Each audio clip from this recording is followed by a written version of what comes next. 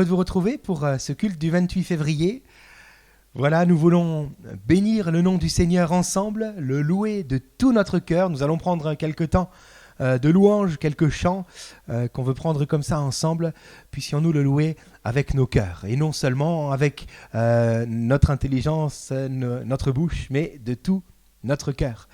Que le Seigneur vous bénisse là où vous êtes derrière vos écrans, que sa bénédiction vous rejoigne chez vous et auprès de toute votre famille. Voilà, je vous invite à prier avec nous pour remettre ce culte entre les mains du Seigneur. Nous nous tournons vers toi, Seigneur, car, Seigneur, tu es présent, tu es vivant. Et nous voulons réellement, Seigneur, te remettre nos cœurs pour que ces moments, Seigneur, servent à nous rapprocher de Dieu. Ton Saint-Esprit est toujours là, présent sur terre, près de ceux qui souffrent et dans la vie de tes enfants. Alors, nous voulons vraiment te demander, s'il te plaît, permets-nous de venir à toi de tout notre cœur. Tu connais les besoins de tout un chacun. Je prie pour ces besoins, que tu répondes, Seigneur, et que dès maintenant, par la foi, nous te donnons nos craintes, nos besoins aussi, nos fardeaux, Seigneur, et que nous puissions nous attendre à ta main, à ton action dans nos vies. Et en attendant, par la foi, nous voulons choisir de te louer, de venir à toi pour glorifier et élever ton saint nom, Jésus. Merci pour ce culte. Parle aussi à nos cœurs au travers de la prédication tout à l'heure. Nous voulons réellement nous attendre à toi. Tu es ce Dieu qui nous connaît et qui a toujours une parole à propos. Alors parle-nous, Seigneur, et que nous puissions réellement recevoir quelque chose de Dieu ce matin. En attendant que ton nom soit magnifié. Amen. Amen. Amen.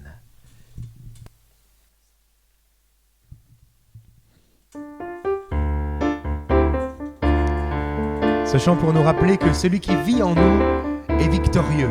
Alléluia. Le Dieu de victoire habite en moi. Le Dieu de victoire habite en moi. Je marche non par la vue, mais par la foi. Le Dieu de victoire habite en moi. Le Dieu de victoire habite en moi. Le Dieu de victoire habite en moi. Je marche non par la vue, mais par la foi. Le Dieu de victoire habite en moi. Je chanterai et danserai, car le combat est celui du Seigneur. La victoire est assurée, car notre Dieu est vainqueur. Le Dieu de victoire habite en moi. Le Dieu de victoire habite en moi. Je marche non par la vue, mais par la foi. Le Dieu de victoire habite en moi. Le Dieu de victoire habite en moi. Le Dieu de victoire habite en moi. Je marche non par la vue, mais par la foi. Le Dieu de victoire habite en moi. Je chanterai et danserai, car le combat est celui du Seigneur. La victoire est assurée, car notre Dieu est vainqueur. Il est vainqueur. Il est vainqueur. Il est vainqueur. Alléluia. Et il est vainqueur dans nos vies, premièrement. Dans nos vies, nous lui donnons nos cœurs. Et alors nous voyons sa victoire dans nos vies. Que nos chants soient comme un signe, nos louanges un accueil. Nous sommes là pour toi. Nous sommes là pour toi. Que ton souffle vienne des cieux, nous remplir de ta vie. Nous sommes là pour toi. Nous sommes là pour toi. Nos cœurs sont ouverts. Nos cœurs sont ouverts au tien. Nous ne te cachons rien. Nous avons soif de toi. Car tu es le Dieu saint. Tout autre Dieu est vain. ton feu descend. Que nos cris soient comme un hymne, que ton nom retentisse. Nous sommes là pour toi. Nous sommes là pour toi. Avec force, dis un seul mot, et les morts revivront. Nous sommes là pour toi. Nous sommes là pour toi. Nos cœurs sont ouverts au tien, nous ne te cachons rien. Nous avons soif de toi, Père. Oui, car tu es le Dieu saint, tout autre Dieu est vain. Oh, que ton feu descend. Nos cœurs sont ouverts au tien, nous ne te cachons rien. Nous avons soif de toi. Car tu es le Dieu saint, tout autre Dieu est vain. Oh, que ton feu descend. Seigneur, nous t'accueillons. Seigneur, nous t'accueillons. Ô roi et Dieu d'amour, tu es le bienvenu. Seigneur, nous t'accueillons. Seigneur, nous t'accueillons. Ô roi et Dieu d'amour, tu es le bienvenu. Que notre cœur t'adore et toute âme s'éveille. Ô roi et Dieu d'amour, tu es le bienvenu. Que notre cœur t'adore et toute âme s'éveille.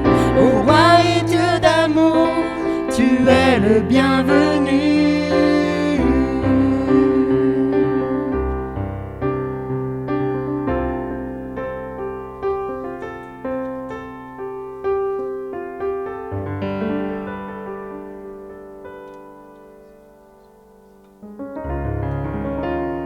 Je t'aime, Seigneur. Oh, ta grâce ne faillit jamais. Toute ma vie, tes mains m'ont protégé. C'est vrai, dès que je me réveille, jusqu'au repos du soir, je chanterai la bonté de Dieu. Je t'aime, Seigneur. Oh, ta grâce ne faillit jamais. Toute ma vie, tes mains m'ont protégé. Dès que je me réveille, jusqu'au repos du soir, je chanterai la bonté de Dieu. Chaque jour tu restes fidèle. Toute ma vie tu as été si bon. Avec le souffle que tu m'accordes, je chanterai la bonté de Dieu. J'aime ta voix. Dans le feu, tu conduis mes pas. Dans les buissons, tu es toujours près de moi. Je t'ai connu comme un père et comme un ami. J'ai vécu dans la bonté de Dieu. Chaque jour tu restes fidèle. Toute ma vie tu as été si bon. Avec le souffle que tu m'accordes, je chanterai la bonté de Dieu. Chante chaque jour. Chaque jour tu restes fidèle.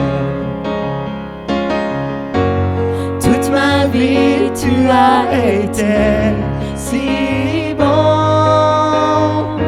Avec le souffle que tu m'accordes, je chanterai la bonté de Dieu. Ta bonté m'accompagne, ta bonté m'accompagne, elle m'accompagnera.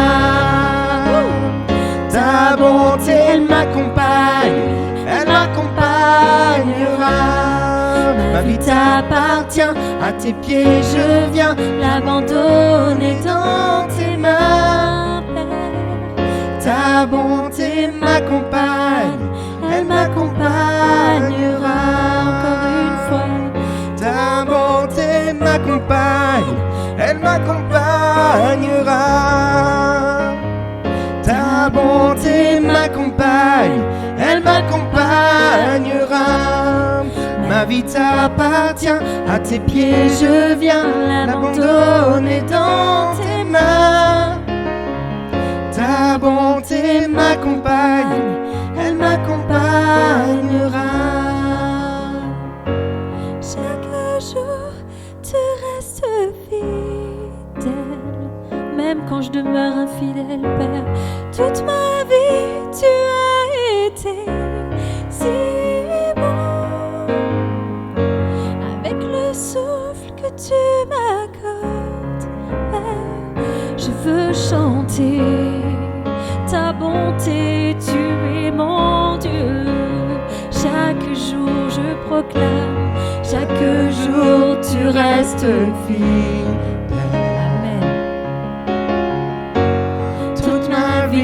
Tu as été si bon. Merci Seigneur. Avec le souffle que tu m'accordes, je chanterai la bonté de Dieu. Ton nom soit béni. Je chanterai la bonté de Dieu.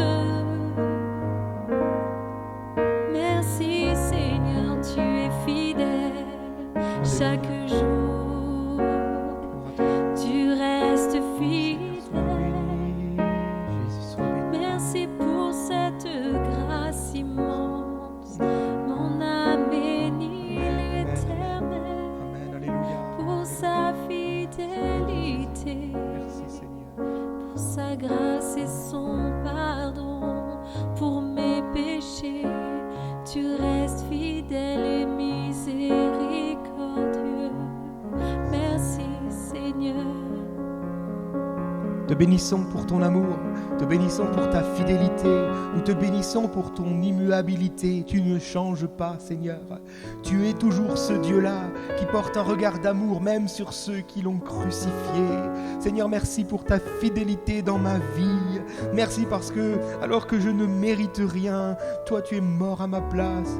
Mon âme te loue, mon âme te bénit. Toi tu es ce roc, tu es ce surabri vers qui je peux me confier, vers qui je peux m'abriter, sur qui je peux me tenir. Merci, merci car autant tu es fort, autant tu es fidèle. Gloire, honneur et louange à ton nom, Jésus. Merci Seigneur, Amen.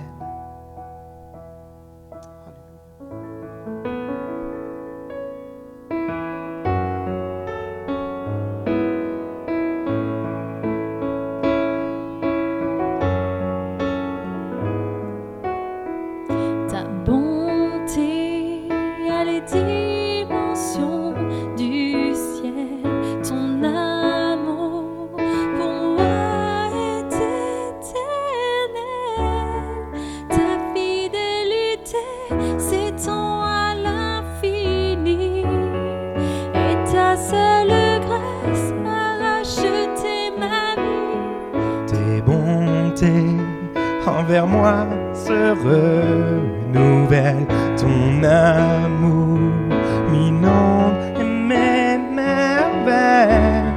Ta fidélité s'étend à l'infini et ta seule grâce a racheté ma vie. Merveilleux, merveilleux,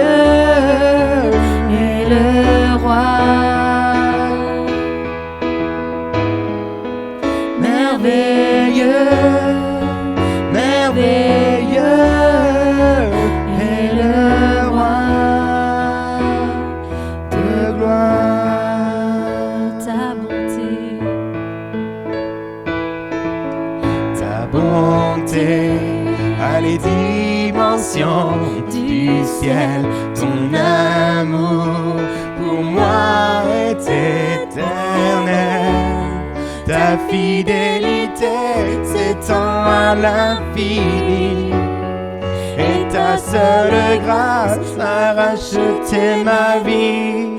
Tes bontés envers moi se renouvellent. Ton amour m'inonde et mes merveilles. Ta fidélité s'étend à l'infini. Et ta seule grâce a racheté ma vie. Merveilleux, merveilleux est le roi. Merveilleux, merveilleux est le roi de gloire.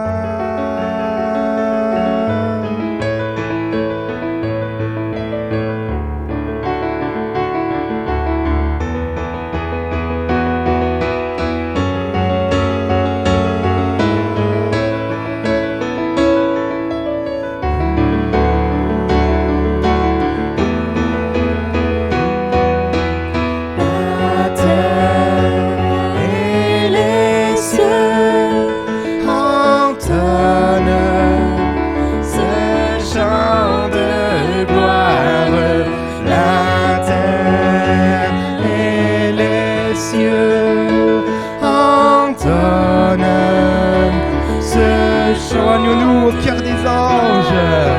La terre et les cieux entonnent ce chant de gloire.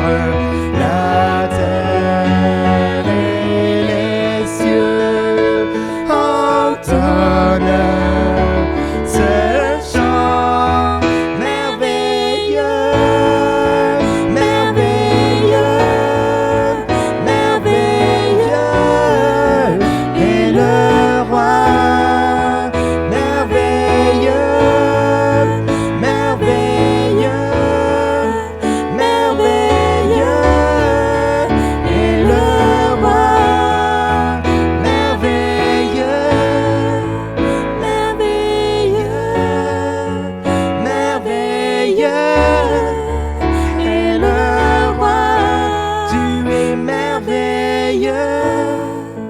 merveilleux.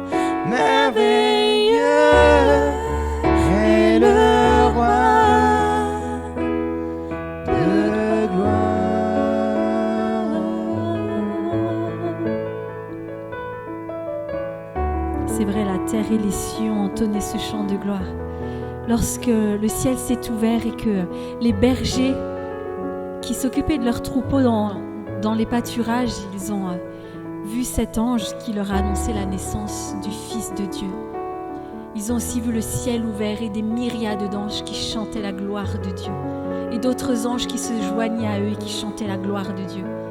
Oui, aujourd'hui, c'était le jour que Dieu avait choisi pour envoyer son Fils unique. C'est un merveilleux verset dans la parole de Dieu. Que ce moment où les anges ont loué Dieu et où les bergers ont pu contempler cette gloire, puissions-nous aussi contempler cette gloire ce matin, au nom de Jésus. Amen.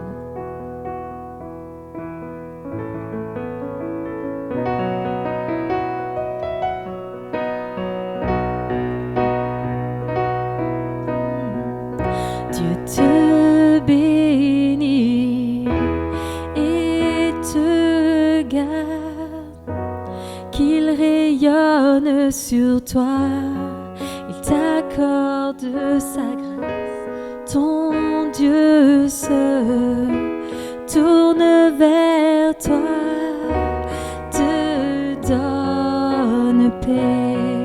On le reprend, Dieu te bénit. Te bénit et te garde, qu'il rayonne sur toi, il t'accorde sa grâce, ton Dieu se tourne vers toi, te donne paix.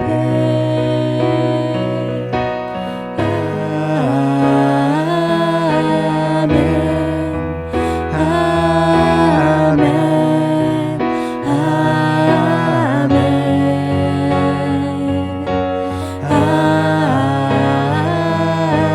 Amen,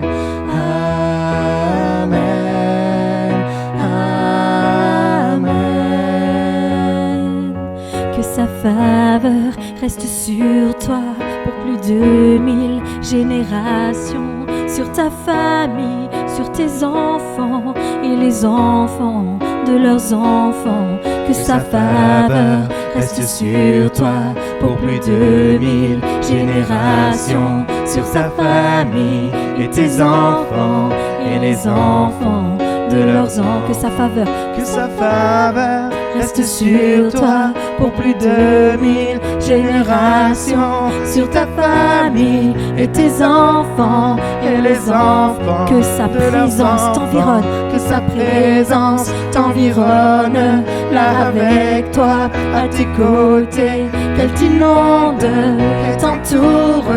Il est pour toi, dès le matin, dès le matin jusqu'au coucher, à chaque pas, veillant sur toi, dans les larmes et dans la joie. Il est pour toi, dès le matin jusqu'au coucher, à chaque pas, veillant sur toi, dans les larmes et dans la joie. Il est pour toi, il est pour toi, il est pour toi, il est pour toi, il est pour toi, il est pour toi, il est pour toi, il est pour toi, il est pour toi, il est pour toi, il est pour toi, il est pour toi, il est pour toi, il est pour toi, il est pour toi, il est pour toi. Il a donné sa vie pour toi.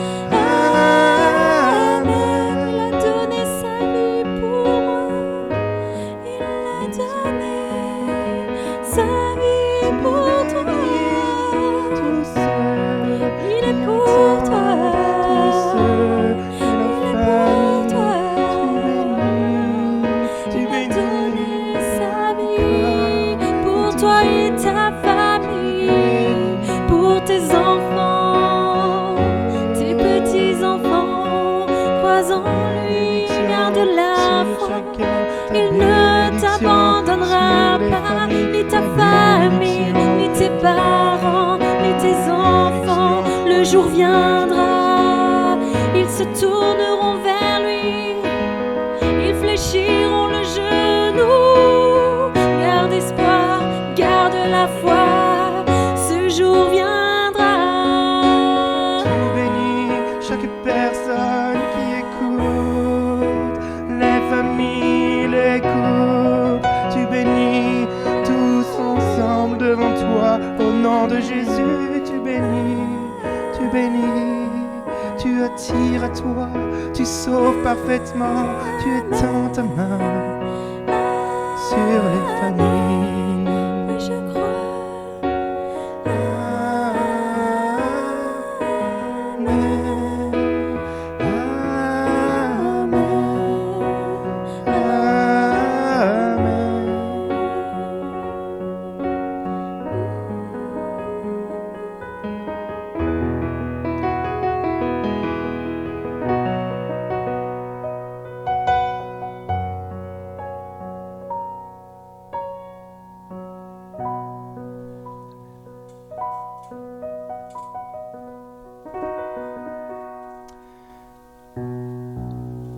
La bénédiction du Seigneur est sur vous Amen. et les vôtres, n'en doutez pas.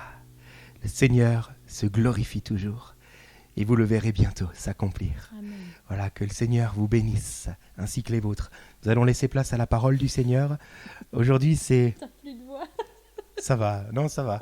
Aujourd'hui, c'est le frère Benjamin Gabel qui va nous partager ce que le Seigneur a mis sur son cœur. Alors, on veut être à l'écoute de la parole de Dieu. On se retrouve tout à la fin pour les annonces. Soyez bénis. Bonjour à tous, j'espère que vous allez bien, je suis ravi de vous retrouver aujourd'hui.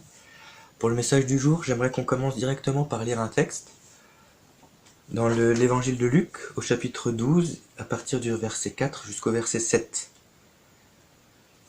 Luc 12, 4. Je vous dis, à vous qui êtes mes amis, ne craignez pas ceux qui tuent le corps et qui, après cela, ne peuvent rien faire de plus. Je vous montrerai qui vous devez craindre. Craignez celui qui, après avoir tué, a le pouvoir de jeter dans la géhenne. Oui, je vous le dis, c'est lui que vous devez craindre. Ne vend-on pas 5 passereaux pour 2 sous? Cependant, aucun d'eux n'est oublié devant Dieu. Et même vos cheveux sont tous comptés. Ne craignez donc point, vous valez plus que beaucoup de passereaux. On retrouve ce même texte dans Matthieu au chapitre 10, verset 28. Et le verset qui va nous intéresser aujourd'hui, c'est celui qui nous dit de ne pas craindre ceux qui tuent le corps, mais plutôt Dieu, qui peut faire périr à la fois le corps et l'âme en enfer. Matthieu chapitre 10, verset 28, qui relate le même texte. Ne pas craindre la mort de notre corps, mais plutôt celle de notre âme. Voilà un petit peu la thématique du jour. Avant d'aller plus loin, j'aimerais en guise d'introduction, en fait, avant d'expliciter ce qu'on peut essayer de sortir de ce texte, j'aimerais qu'on voit 2 choses que ce texte ne veut pas dire. Parfois, on peut imaginer que on ne sait pas les choses, c'est de l'ignorance, et des fois on les sait mal, et finalement c'est aussi de l'ignorance. Une espèce de mauvaise connaissance des choses. Je pense que le monde actuel, la société actuelle, surinformée mais qui ne sait pas grand-chose, est au summum de ce cas, je pense. Et finalement, il ne faut pas que nous tombions dans ce travers quand nous lisons la Bible. Donc j'aimerais, avant de voir ce que ce texte veut dire, j'aimerais dire 2 choses que ce texte ne veut pas dire.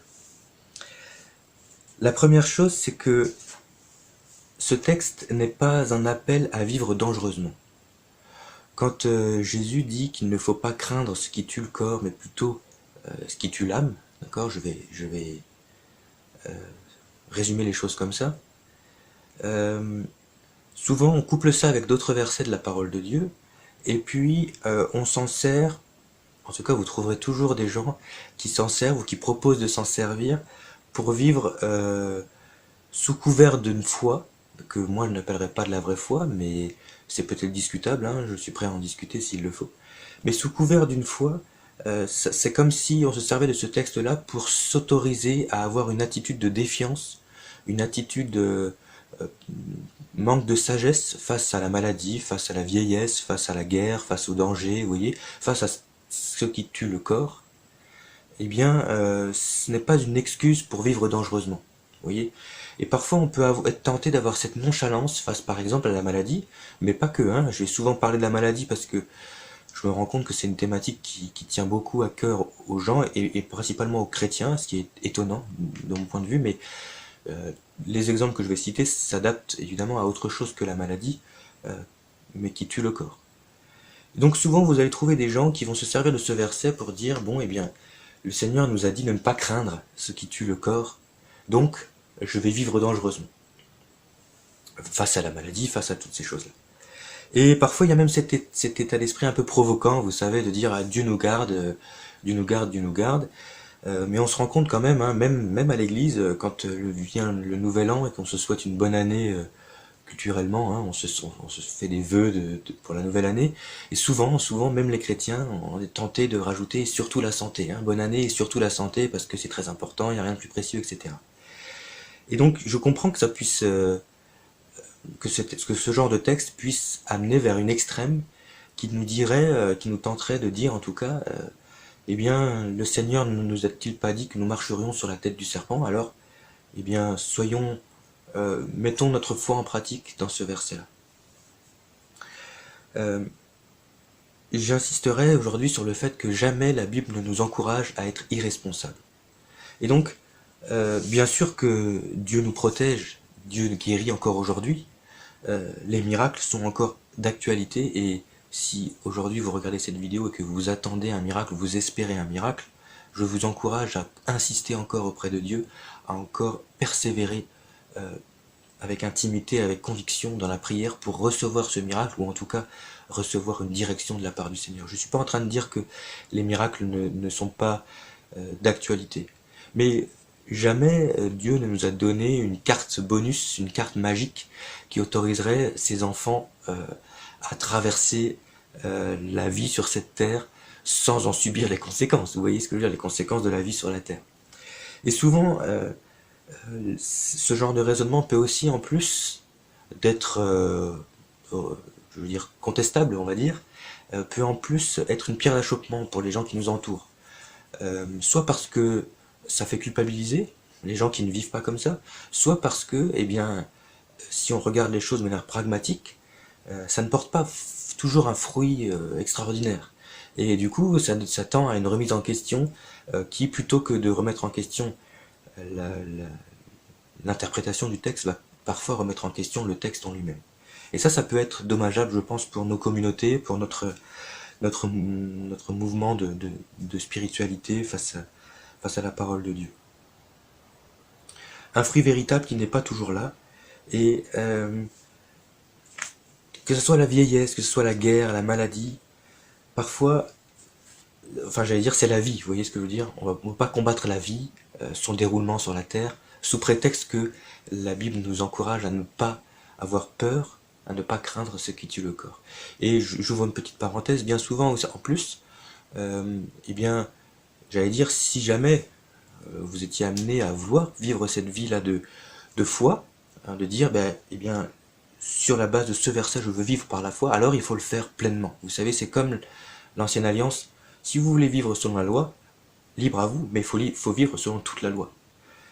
Et ça pose des problèmes, évidemment, parce que accomplir une partie de la loi, quand on fait des petits efforts de temps en temps, c'est pas si compliqué que cela, mais accomplir toute la loi, eh bien ça, il n'y a que le Christ qui était capable de le faire. Et là, c'est pareil, une vie de foi face à la maladie comme ça sous-entendrait qu'il faut aller au bout de la démarche, et bien souvent, on ne va pas au bout, et du coup, si on regarde, j'emploie le mot pragmatisme, hein, parce que un chrétien a le droit et se doit d'être pragmatique face à sa vie de foi, face à sa spiritualité, et bien souvent, ça ne va pas jusqu'au bout.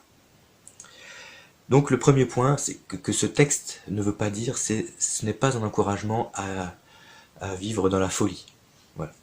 Le deuxième point, c'est l'autre extrême, on va dire. Hein. Là, c'est une extrême qui peut nous tenter, hein, ou qui peut tenter certaines personnes. Et l'autre extrême, que ce texte non plus ne dit pas, mais qu'on peut avoir comme première lecture, si on le sort complètement du contexte, c'est que ce texte n'est pas une condamnation envers les gens qui s'inquiètent.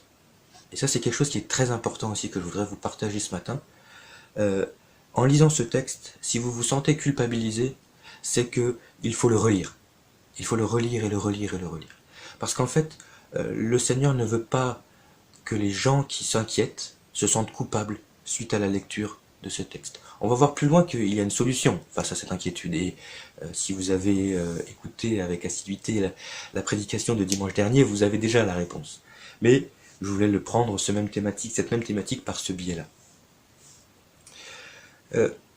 Ce que je veux dire par là, c'est que il ne faut pas se sentir un mauvais chrétien parce qu'on s'inquiète. Il ne faut pas se dire j'ai une spiritualité faible, une foi, un manque de foi parce que je m'inquiète. Le Seigneur ne rabaissera jamais les humains qui se comportent comme des humains. Vous comprenez ce que je veux dire ? Si vous vous retrouvez dehors et que d'un coup il y a un orage qui éclate, vous allez courir chez vous pour vous abriter.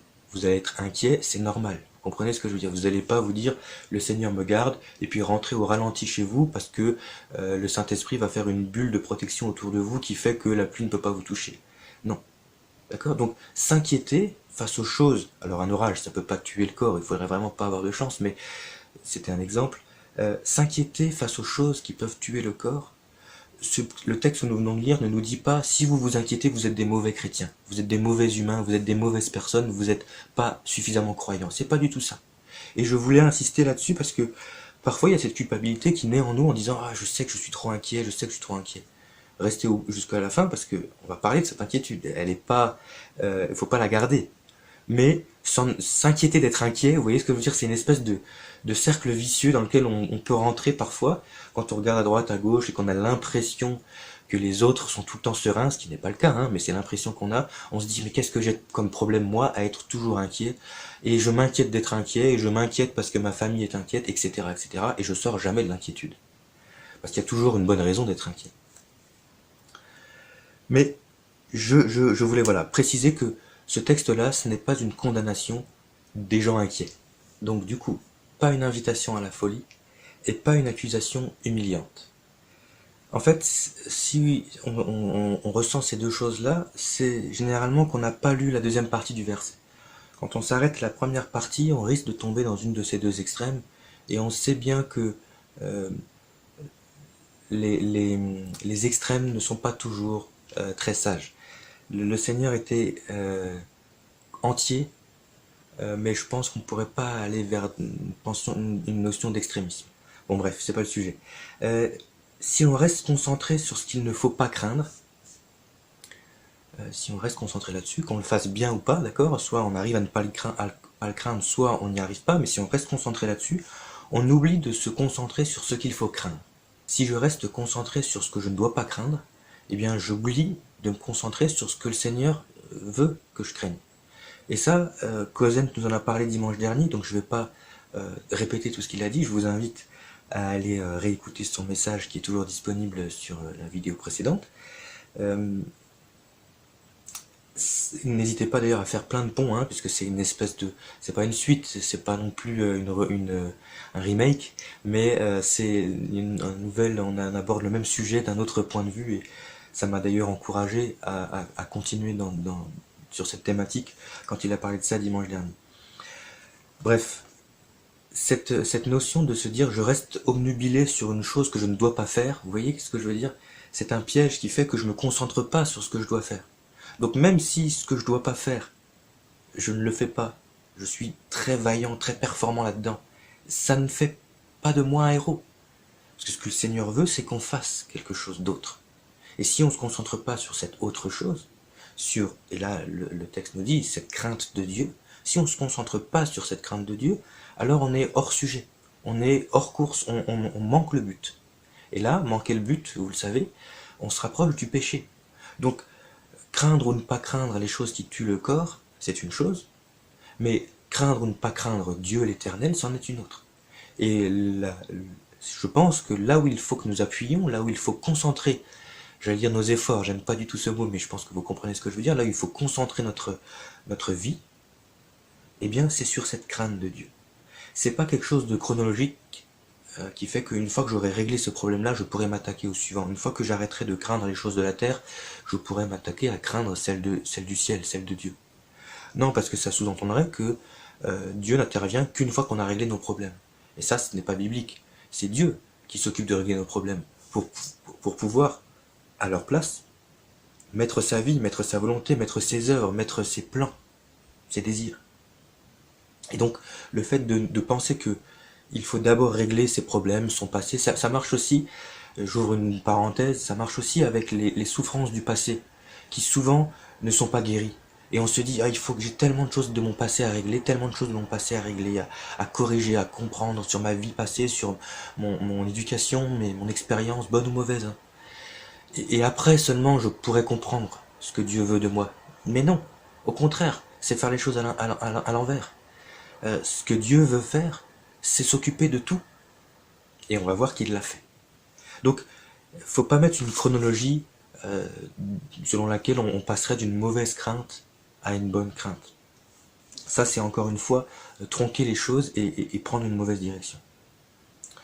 Cosent nous disait que Dieu a vaincu l'intimidation en envoyant son fils Jésus mourir et ressusciter. Dieu a vaincu l'intimidation, il a vaincu la crainte. Ce qui nous fait peur, il l'a vaincu. Et qu'est-ce qui nous fait le plus peur? dans notre vie terrestre, c'est de mourir, c'est de souffrir, c'est la douleur, c'est l'abandon, c'est ce qui tue notre corps. C'est normal, c'est humain encore une fois. Et Dieu ne nous reproche pas d'être des humains, il nous a créés comme ça. En échange de cette intimidation qui était une mauvaise chose, Dieu nous a offert 3 choses. Et la Bible nous le dit, il nous a pas donné un esprit de timidité, mais un esprit de force, d'amour, de sagesse, l'esprit de Dieu, l'esprit de Jésus, l'Esprit Saint. Il nous a offert ça. Et c'est un don qu'il nous donne, c'est pas quelque chose qu'il nous demande de cultiver, qu'il nous demande d'avoir, c'est un don qu'il nous offre. C'est un esprit qu'il nous donne. Il nous enlève, il a vaincu l'esprit de timidité, l'esprit de crainte. Il l'a vaincu. Donc quand ce verset nous dit « Ne craignez pas les choses ceux qui tuent le corps, ne les craignez pas. » Le Seigneur ne nous fait pas un reproche, il nous dit « Je me suis occupé de ça, si vous voulez. » C'est comme s'il disait « Je m'en occupe. » On l'a tous vécu avec quelqu'un qui apprend quelque chose à côté de nous, et à un moment donné, il n'arrive pas à faire cette chose, et à un moment donné, on dit, bah allez, je m'en occupe, regarde, je m'en occupe. Le Seigneur, il fait mieux que ça, il a tout accompli. Donc quand il nous voit lutter contre ses craintes, il nous le dit, laisse, je m'en suis occupé. Ce n'est pas quelque chose sur lequel tu dois perdre de l'énergie. Alors, d'un premier regard, comme ça, on dit, bah oui, c'est facile, c'est d'ailleurs ce qu'on a tendance, nous, entre chrétiens, à se partager, des paroles d'encouragement qui n'encouragent pas, en disant, le Seigneur a fait, mais il faut aller plus loin que de le dire et que de le confesser, évidemment, il faut le recevoir. Et c'est pour ça que ce texte de dimanche dernier, le Seigneur ne nous a pas donné un esprit de timidité, non, il nous a donné un esprit de force, d'amour et de sagesse. Il nous a fait ce don. À nous de le recevoir, de le voir, de le rechercher aussi, et de le comprendre, vous voyez, de voir qu'on a cette arme en nous.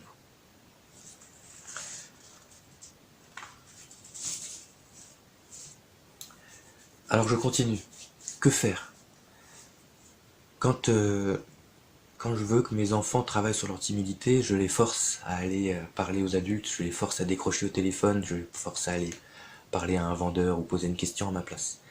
Déjà, ça me permet de vaincre, de ne pas être timide, et puis ça fait que eux, j'espère, ne vont pas le devenir.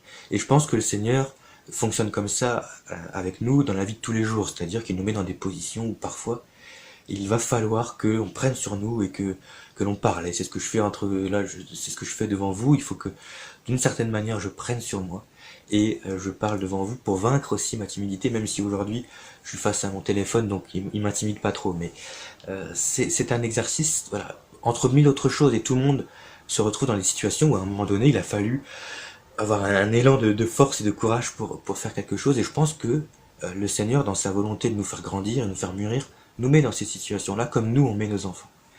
Ça c'est pour la vie de tous les jours, je dirais. Mais pour la vie spirituelle, le Seigneur a fait mieux que ça. Je le disais à l'instant, il a fait mieux, il a fait plus grand, il a fait plus éternel, il a fait plus efficace.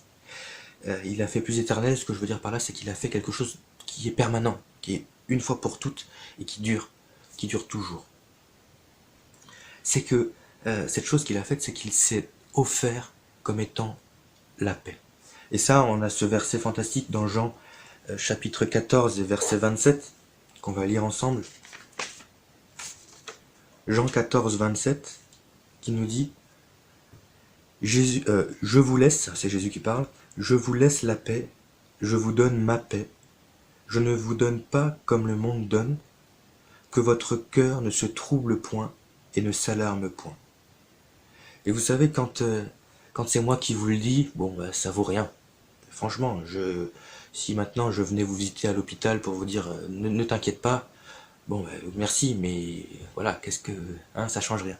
Mais par contre, là, il faut bien mesurer que c'est Jésus-Christ qui dit ça. Et que il faut que chacun d'entre nous entendions le Christ nous dire ça à l'oreille, à notre cœur. Il faut que nous le recevions de sa part. Et pour ça, je vais un peu vite dans mon texte là, mais c'est pas grave.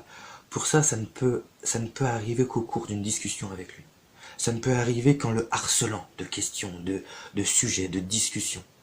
Et même face à nos craintes, même face à des choses banales, basiques, vous avez l'impression que ça ne fait peur qu'à vous, et c'est pas grave. Le Seigneur peut vous dire cette cette promesse, qui est plus qu'une promesse, cette vérité. Je le relis. Je vous laisse la paix, je vous donne ma paix. Je ne vous donne pas comme le monde donne, parce que lui, il s'offre. Donc le monde ne s'offre pas. Le monde donne des choses. Éventuellement, parfois, un élan de générosité va faire que le monde va donner des choses dont il avait besoin, mais il les donne quand même par amitié, par amour. Mais Jésus, il s'offre lui-même. C'est encore mieux que cela. Et une fois qu'il nous a dit qu'il nous donne sa paix, il nous dit encore que votre cœur ne se trouble point et ne s'alarme point. Ça, mis en perspective avec le verset qu'on a lu tout à l'heure, je trouve que ça fait s'envoler toute culpabilité. Ça fait s'envoler toute mise en concurrence de foi, etc. Je ne sais pas si vous comprenez ce que je veux dire, mais c'est pas grave, mais ça apaise les choses, voilà. Ça remet les choses à un niveau paisible. Ne vous alarmez point, ne vous inquiétez pas. C'est ce que le Seigneur nous dit ce matin. Il veut nous le dire. Je vous ai donné un autre esprit que cet esprit de crainte. Je vous offre ma paix.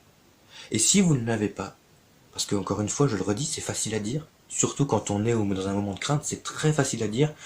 Moi, je suis assis sur mon canapé, tout va bien aujourd'hui, mais demain, hier, il y a quelques jours, je me suis fait inspecter par l'inspecteur de l'éducation nationale. Je peux vous dire que vous auriez pu me dire 1000 fois « ne t'inquiète pas », tant que c'était pas passé, je m'inquiétais. Donc je donne pas de leçons là, surtout pas, hein, vous en doutez, ce matin. Il y a des choses plus graves que d'autres, mais il y a des choses qui nous inquiètent. Le Seigneur nous dit « je vous donne ma paix ». Je suis la paix qui peut vous guérir de cette crainte. Donc c'est pour ça que je disais tout à l'heure, ce texte qu'on a lu là dans Luc, ce n'est pas un appel à vivre dans la culpabilité, à se dire je suis un mauvais parce que je m'inquiète, mais c'est pas non plus une excuse pour s'inquiéter, vous voyez, parce que la solution, c'est le don de Dieu, c'est Jésus-Christ. Il a fait tout le travail, alors on aurait tort de s'en priver. C'est ça qui est fantastique, c'est que il a fait le travail, il nous le dit, t'inquiète pas, je m'en occupe, je m'en suis occupé, c'est même pas je m'en occupe, je vais le faire demain, je vais le mettre sur mon planning, c'est prévu, non, c'est fait. Et les inquiétudes de demain sont déjà gérées par Dieu. Les inquiétudes de nos enfants, de nos familles, des choses terribles qui peuvent arriver, même dans la société, les guerres, les bruits de guerre, les maladies, les pandémies, les problèmes climatiques, les tremblements de terre, ces choses-là, la vieillesse, qui fait peur à tellement de gens, si bien qu'on veut repousser la date de la mort le plus possible, en faisant toutes sortes d'opérations, de choses qui sont pas forcément mauvaises, mais on veut repousser, parce qu'on en a peur. Et tous les humains sont touchés par cette question-là. La première partie du verset, c'est lui qui s'en est occupé. Notre rôle, à nous, c'est de recevoir de sa main ce qu'il veut nous donner. Et cela, je le répète, ça viendra par une discussion avec lui. Une discussion avec Dieu, tout simplement. Je le dis comme ça, parce que c'est vraiment comme ça que ça peut se passer. Si maintenant vous n'avez pas cet esprit de paix qui est en vous, eh bien, profitez-en, il fait beau là, enfin en tout cas aujourd'hui quand je filme ça, il fait beau. Sortez, allez, prenez votre voiture, vous allez dans la campagne au bord de l'eau, vous marchez pendant 1 heure et vous discutez avec Christ de votre problème. Vous ne vous plaignez pas, s'il faut se plaindre un petit peu, allez, mais il ne faut pas que ça soit toute la discussion, mais discutez avec lui. Exposez-lui votre point de vue, votre compréhension, vos incompréhensions. Ce que ça se trouve, vous dites, tiens, je suis pas d'accord avec ce que je viens d'entendre, ce que je viens de dire là, eh bien parlez-lui-en. Il a la réponse, il est la réponse. Et il vous dit, ne vous inquiétez de rien. Il ne s'agit pas de se convaincre qu'un esprit supérieur quelque part dans l'univers s'occupe de nous. Non, il s'agit de vivre la paix que Dieu veut nous offrir. Et ça, c'est quand même quelque chose de différent. Alors, je veux finir avec ce verset qui est très connu dans l'évangile de Matthieu, au chapitre 6, versets 31 et 33, qui nous dit « Ne vous inquiétez donc point, et ne dites pas « Que mangerons-nous ? Que boirons-nous ? De quoi serons-nous vêtus ? Car toutes ces choses, ce sont les païens qui les recherchent. Votre Père céleste sait que vous en avez besoin. » Verset 33, « Cherchez premièrement le royaume et la justice de Dieu, Et toutes ces choses vous seront données par-dessus. Et je continue. Ne vous inquiétez donc pas du lendemain, car le lendemain aura soin de lui-même. À chaque jour suffit sa peine. À chaque jour suffit sa peine.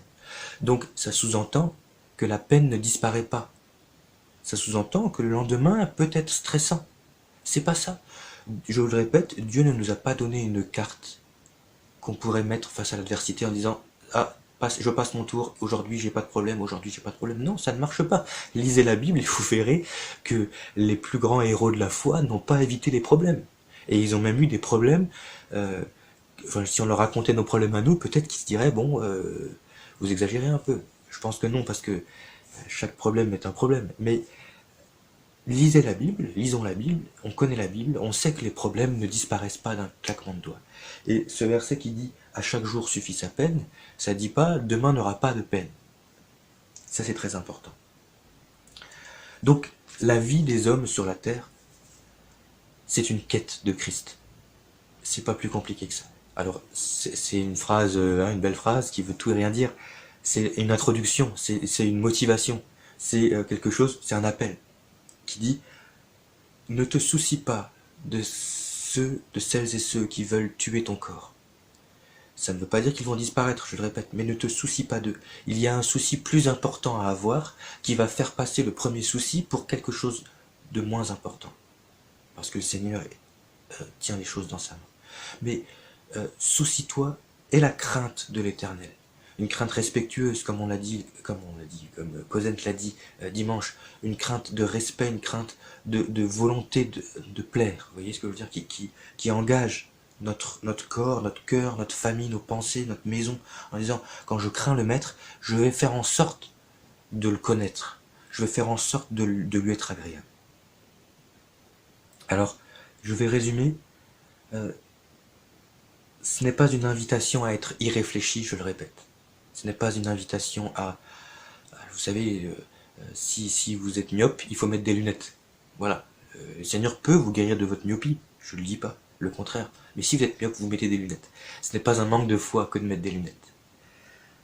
Ce n'est pas non plus une culpabilisation, une accusation, une condamnation envers les gens qui ont de la crainte, envers les moments de crainte. C'est une quête du Christ qui a vaincu pour nous et qui nous fait prendre de la hauteur en étant notre paix. Je pense que cette phrase-là, ça doit être notre prière, là, on va prier. Je vais la répéter si vous voulez bien. Pas une invitation à être fou, pas une accusation non plus, mais on met tout ça de côté, ce sont des extrêmes. Mais on cherche Christ. Et une invitation à chercher Christ, une quête, comme une quête d'un trésor, comme une quête d'un secret, qui a vaincu, donc c'est-à-dire qu'une quête où on sait qu'on va trouver quelque chose. On sait qu'on va trouver quelque chose et en plus on sait qu'on va être surpris en bien. C'est pas une quête où on n'est pas sûr ou que peut-être quelqu'un est venu avant et a tout pris. Non, on sait qu'on trouvera quelque chose. Et ce quelque chose, c'est la paix. Je le répète pour être sûr de bien avoir tout dit.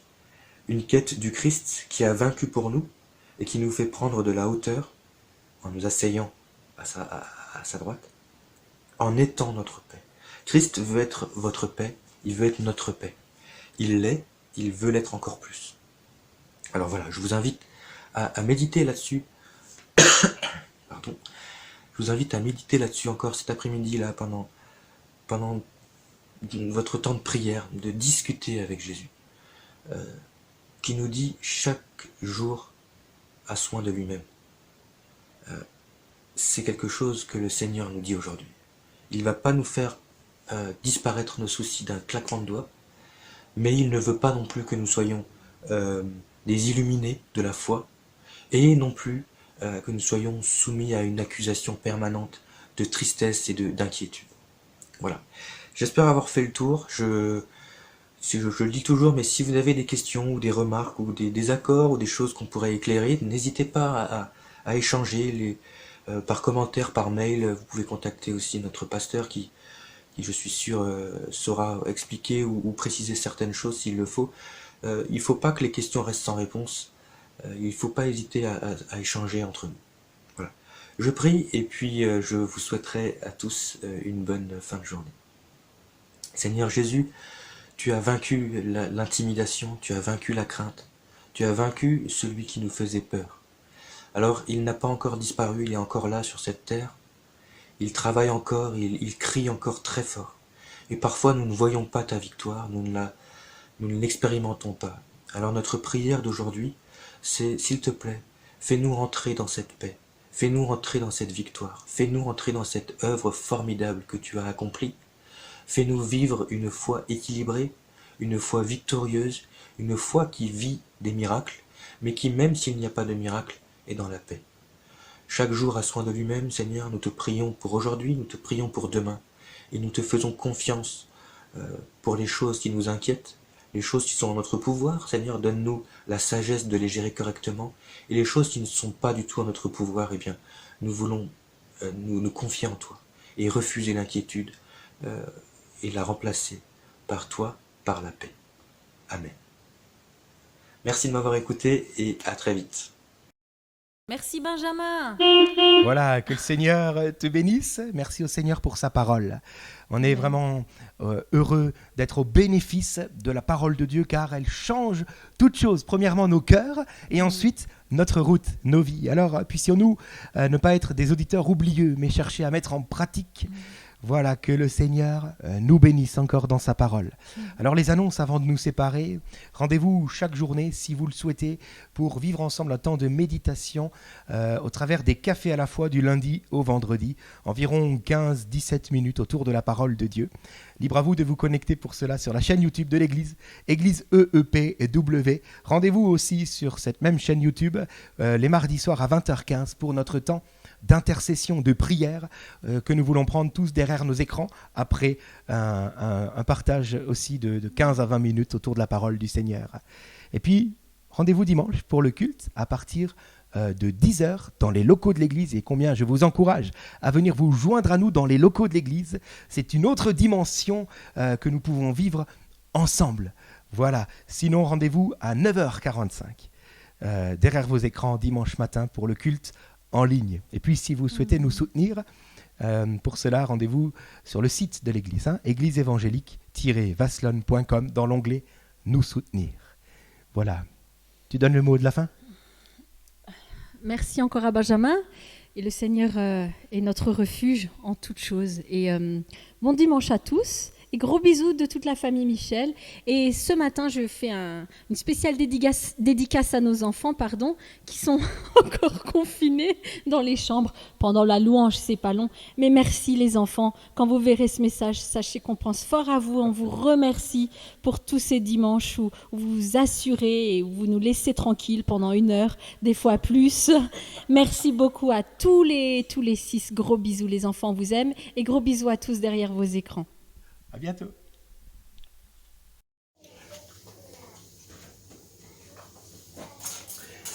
Voilà, Véronique préfère ambiance tamisée, alors test tamisu. Non, mais là, c'est moins bien. Bah, on va voir là. Est-ce que ça va ?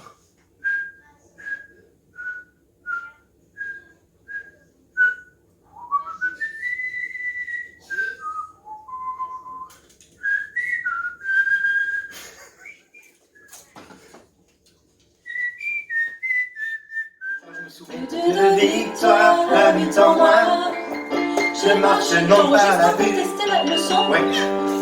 Le Dieu de Et quand j'ai fini de chanter, je mets où la partage? Tu me donnes, je le prends et je fais comme ça. Que nos chants. Ah, je te laisse démarrer, celui-là. Ouais, alors je transpose. Que nos chants. Nous sommes là pour toi. Nous sommes là pour toi. Finalement, c'est déjà Léana, tu emmènes Rebecca dans la chambre, on y va, on enregistre. Mais non, moi, regarde, attention. Voici mon titou, il y a une poupée.